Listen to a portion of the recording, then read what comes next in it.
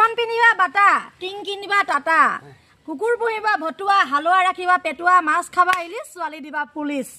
দৰমহা নাপালো লাঠি ঘুৰাই হলো খোৱাবই ৱা ৱা ৱা ৱা কোৱা কি তোমালোকে চাইৰি কলো মই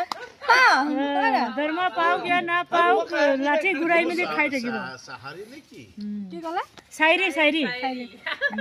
স্পন কিনিবা বাটা টিং কিনিবা টাটা মাছ খাবা ইলিছ দামী মাছ ছোৱালী দিবা পুলিচ কুকুৰ ৰাখিবা ভটুৱা হালোৱা ৰাখিবা পেটুৱা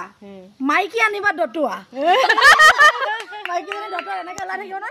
এতিয়া মানে মতাটোৱে যিমান পিটিব বাহ বহুত সুখত ৰাখিছে হাঁহিয়ে থাকে